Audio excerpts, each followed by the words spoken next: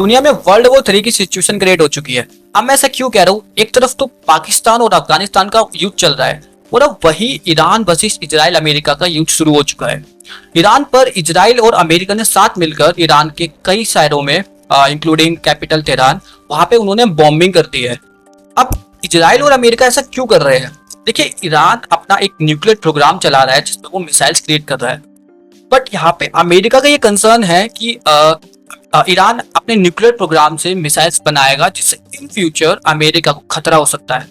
अब यहाँ पे देख सकते हैं खतरे की बात कौन कर रहा है, वर्ल्ड की सुपर पावर कंट्री अमेरिका, जिसको ईरान जैसी कंट्री से खतरा हो सकता है।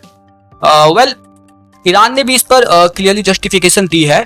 ईरान ने कहा है कि वो अपने न्यूक्लियर प्रोग्राम को पीसफुली चला रहा है और अपनी मिसाइल्स को अपने सेल्फ डिफेंस के लिए बना रहा है।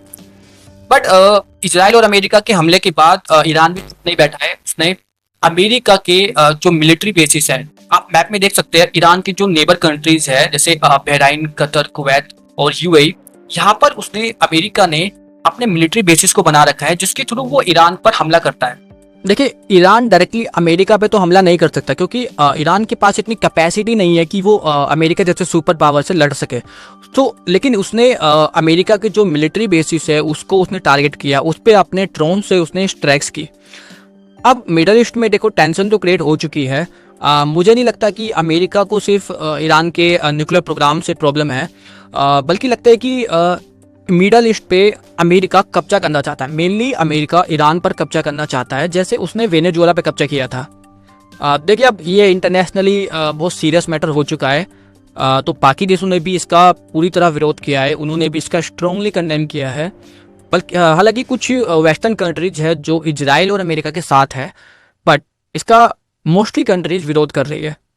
अब ये युद्ध तो पता नहीं कब तक चलेगा, बाकी हम देखते हैं।